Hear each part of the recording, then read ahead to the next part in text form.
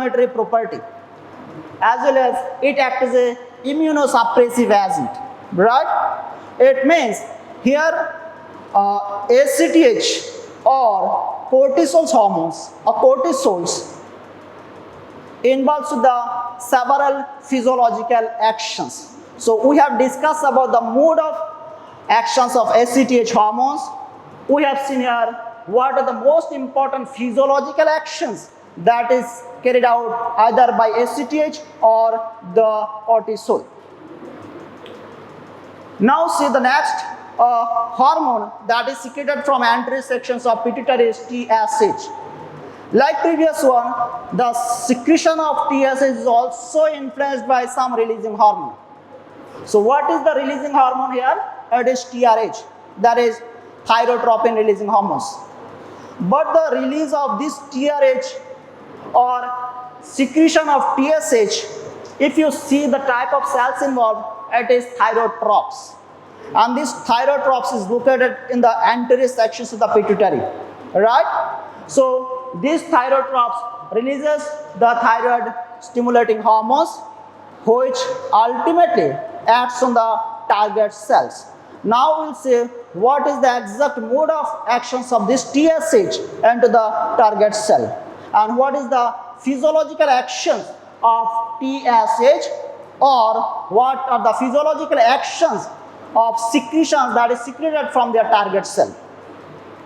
Here you can see it stimulates, it means the TSH, it stimulates both the iodine uptakes and thyroglobulin iodinations via the cyclic AMP pathway.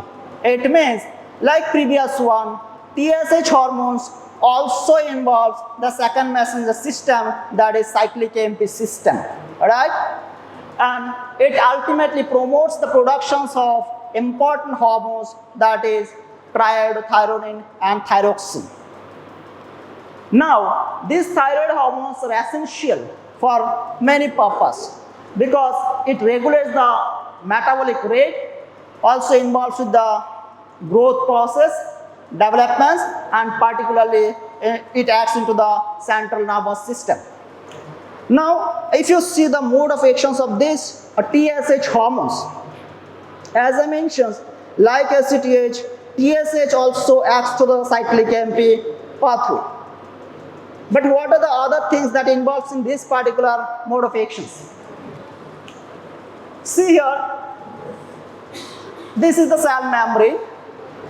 In the cell membrane, if you see, this is the thyroid-stimulating hormone receptor, which is a transmembrane receptor.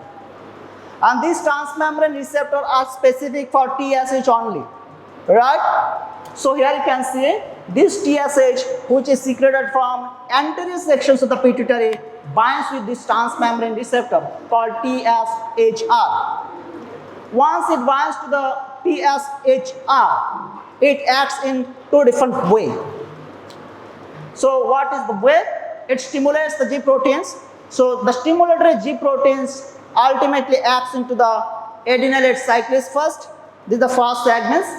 Adenylate cyclase first. Again, adenylate cyclase acts as biocatalyst, which catalyze the reactions from ATP to cyclic AMP. And here, this is the second messenger molecule, cyclic AMP. Now again, this cyclic AMP causes the activations of protein kinase A from inactive protein kinase A. Now see, here this active protein kinase A, here the mode of actions of this active protein kinase is little bit different from previous ones. How it is different? If you see the functional features, so you will find the difference. So in this particular case, when TSH binds to the TSHR, the activated form of protein kinase A leads to increased sodium iodide symport expression. It means this activated form of protein kinase A increase the expressions of genes encoding this symport, which is a protein. Alright?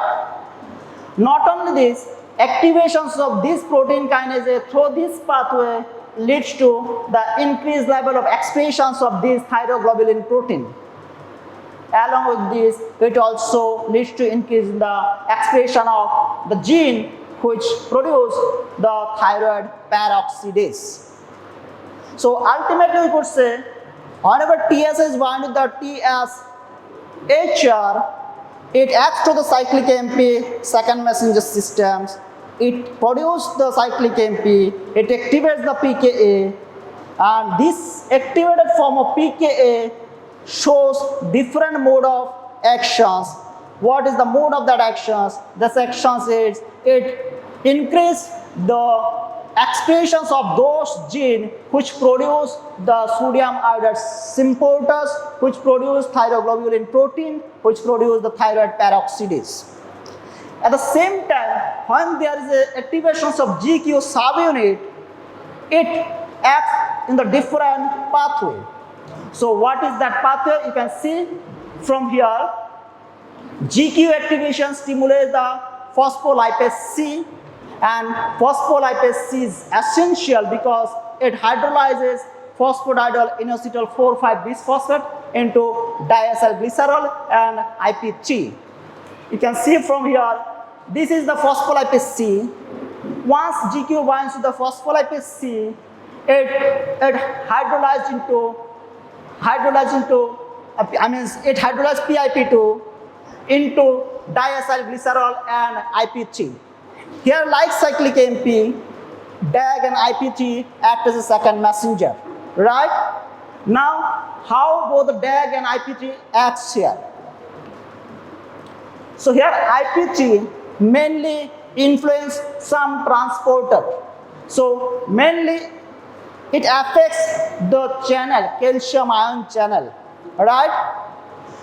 Once the IP3 gets activated, there is a increase in the release of calcium ion from endoplasmic reticulum. Not only this, IP3 also allows a more and more amount of calcium ion from extracellular phase to the intracellular phase through the calcium channel, right? Now, both the calcium channel, which is located, one is located in the ear, one is located into the cell membrane. Both the calcium ion channel allows the calcium entry into the intracellular phase, leads to high level of calcium ion into the intracellular phase. And this high level of calcium ion acts into the calmodulin system. It activates the calcium calmodulin kinase, right? Once this kinase gets activated, it shows several physiological effects, like it causes increased iodide apical reflux, it causes increased hydrogen peroxide generations, thyroglobulin iodinations, as well as there is an increased activation of constitutive nitric oxide synthesis. So it means the action of TSH, I repeat, TSH, which is secreted from anterior section of pituitary, it acts through second messenger system. Here, for this TSH, there is a receptor called TSHR. Once TSH binds to this TSHR, this pathway acts in two different ways. One through cyclic AMP, another is through DAG and IP3. When cyclic AMP involves, it activates the pKa and ultimately increase the expression of some protein like sodium iodide synthetase, thyroglobulin proteins, as well as thyroid peroxidase.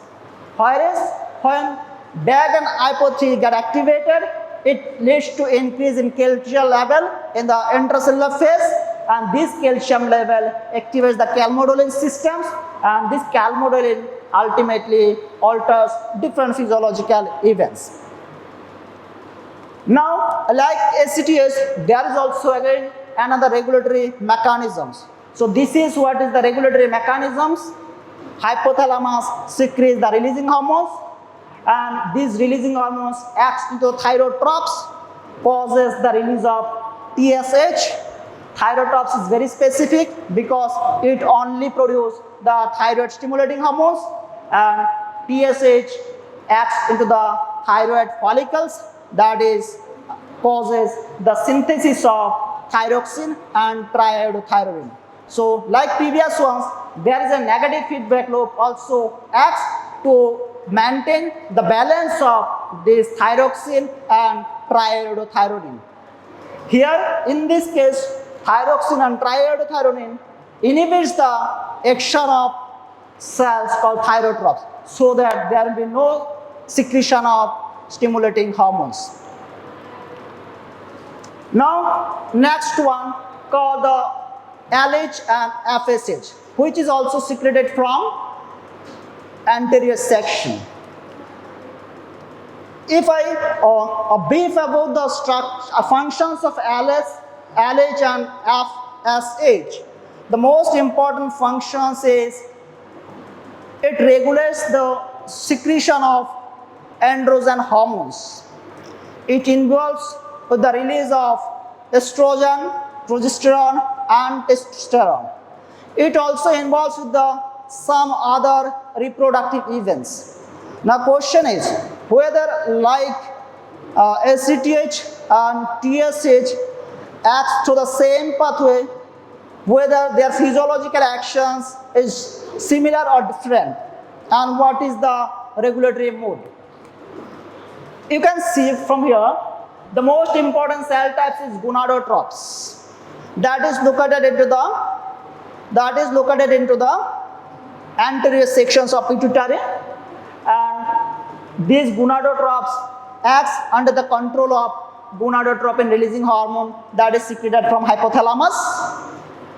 Here both the LH and FSH binds to the G protein coupled receptors. It means it also follows the same pathway. Now if you see the mode of actions for both the LH and FSH, you will find some difference in male and female. So here in case of females, FSH binds to the receptor that is present to the granulosa cell. After binding, it stimulates the synthesis of hormone estrogen, right? What the synthesis of estrogen hormones is under the control of a certain type of enzyme. The name of that enzyme is aromatase enzymes. Now see, as I mentioned, both the LH and FSH are secreted from anterior section, and here in case of females, here FSH binds to the specific cell that is present in the granulosa cell only. We'll see what is the cells in case of male also. And the estrogen synthesis or secretions of estrogens under the control of some enzyme. Whereas if you see the LH, the receptors for the LH is located in the theca cell, right? This LH also involved with the productions of estrogen. Now, as I mentioned, like other hormones, LH and FSH also played an important role. So what is the important role played in case of female? Here, mainly, it acts during the mid of the periodic cycle called surge. So it triggers the ovulation process, causes ruptures in the dominant follicle, and if there is a ruptures, these ruptures along with the formations of luteums, and these luteums secretes the hormones that is progesterones to maintain the endometrium lining. So ultimately we could say this LH and FSH somehow involved with the regulations of some reproductive hormones, as well as this LH somehow involves with the regulations of periodic cycle. But in case of males, if you see the locations of the receptors for LH, it is present in the Leydig cell, right? As well as the receptor for the FSH is located in the Sertoli cells. So in case of previous ones, the most important cell types involved was granulosa cells, right? And theca cell. But here it is the Leydig cells and Sertoli cell. Here, FSH acts on Sertoli cells to support a special mechanisms called spermatogenesis, right? So how? By promoting the synthesis of androgen binding proteins as well as by promoting the synthesis of inhibin hormones along with various growth factors that is very essential in the spermatogenesis process or during the germ cell developments. Now see what is the exact mode of actions of LH and FSH. Here the most important things is cyclic AMP PK pathway. So now from here you can see there are some receptors that is present in the membrane. And again, like previous one, it is specific, but here the multiple numbers of a signaling pathway is involved by which FSH can act, right? The most important signaling cascade is the cyclic AMP-PK pathway. Other than this cyclic AMP-PK, there are many other signaling pathways by which the FSH can act, right? So what are these? Like PKB-AKT pathway, IP3 signaling pathway, epidermal growth factor transactivation pathway, beta-arrestin dependent signaling pathway. It means here not only single signaling pathway is involved for the actions of hormone FSH. All those signaling pathways somehow affect the physiological events. So what are the most important events that may affect due to the activations of this signaling pathway? You can see in case of male, there is a regulations of pubertal maturations. It means these FSH hormones is very much essential for the maturation, regulations of pubertal maturations in male. It also involves the sustained spermatogenesis by the activations of Sertoli cells. As you know, the receptors are basically present in the Sertoli cells. At the same time, if you see in case of females, there is a folliculogenesis, means formations of follicle. Steroidogenesis means the synthesis of estrogen and progesterone. It also involves the growth and maturations of ovarian follicle. Also regulates the osteoclast formations and bone loss. So now if I compare the functional features of LH and FSH from other hormone like T3, T4 and other various hormones, so you can easily differentiate their functional features. At the same time, now you can say there is not only cyclic AMP, IP3-DAG pathway act as a second messengers, there are many signaling cascade through which the FSH can act and ultimately affects the target cell, mainly helps in the synthesis of androgen hormones. At the same time, it helps to maintain the reproductive process as well as it also involves the reproductive development. I am not going to the details of this pathway, just you follow the cyclic AMP pathway as well as IP3-DAG pathway for FSH and LH. Now, next one, that is the growth hormones, right? Here, most important cell types is somatotropes, from where these growth hormones are secreted under the influence of growth hormone releasing hormones, right? So here, if you see the actions of these growth hormones, it either acts directly or indirectly. So what is the direct actions of the growth hormones and what is the features of indirect action of growth hormones? Here you can see growth hormones mainly act through the JAK-STAT pathway. This is the JAK-STAT pathway. It is a signaling cascade and it is very specific for the growth hormone, right?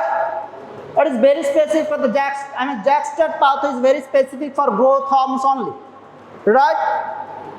Here, how it acts to the JAK-STAT pathway.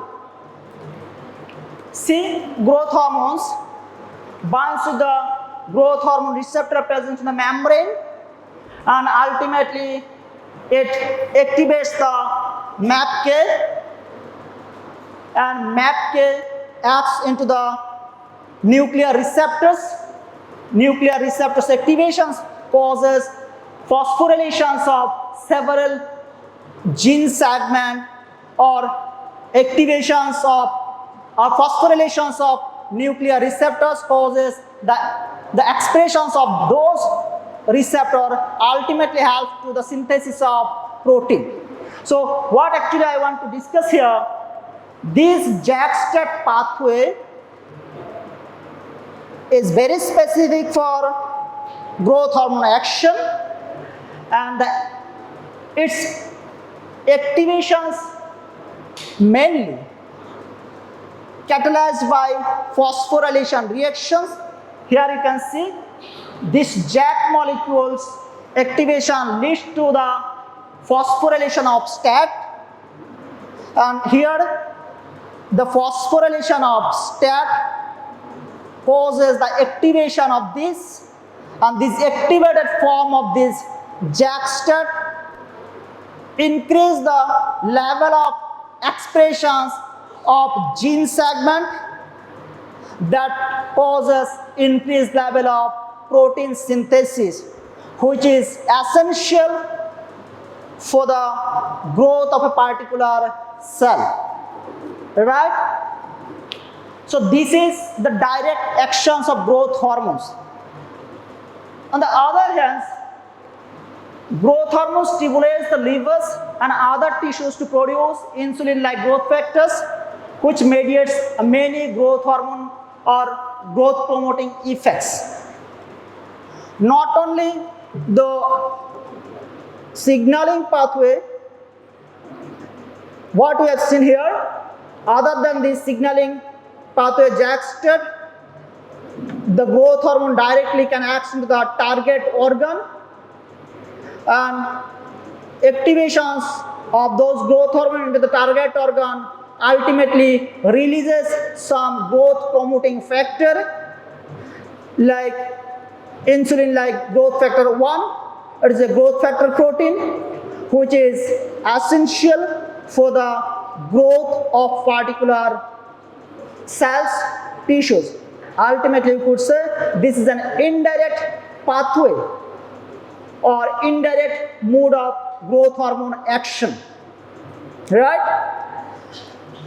Another important hormone, that is the last one that I am going to discuss, is prolactin, right? Here, the prolactin actions is little bit different. So how it is different? It is secreted basically from leukotrophs, and it acts under tonic inhibitions by dopamines. It means at the very first place I have mentioned from the hypothalamus, it releases some releasing hormones, it also releases some inhibiting hormones. So here dopamine is an inhibiting hormones. It inhibits the secretions of some other hormones, right? So here you can see the secretions from leukotrophs are inhibited, or the prolactin secretions is under the control of dopamine, right? So here how it acts, thyrotropin releasing hormones other than dopamine, thyrotropin releasing hormones can stimulate the prolactin release, and this prolactin ultimately released under certain conditions. So the conditions are during pregnancy and during lactations. It means during both conditions, TRH influences the release of prolactins, as well as under certain conditions, dopamine hormone regulates the secretion of leukotrophs, or dopamine hormone regulates the secretion of prolactin. Prolactins acts mainly on the mammary epithelial cells, and there is a specific receptor for prolactins, that is PLR, and the binding of these prolactins to these receptors activates the JAK-STAT pathway. Here you can see this is the prolactin receptors, where prolactin molecule can bind, and once it binds, it enters through the signaling cascade, that is JAK-STAT pathway. So here you can see binding of prolactin to the prolactin receptors activates the JAK-STAT signaling pathway. Once it activates, JAK phosphorylates the states, which dimerizes and translocates to the nucleus, that induce the expression of certain genes that is responsible for the milk protein synthesis, such as synthesis of casein and beta-lactoglobulin. So here we know the prolactin hormones is very, very essential. Why? Because it is involved with the synthesis of casein and beta-lactoglobulin. But the synthesis of casein and beta-lactoglobulin is mainly depend on this signaling cascade.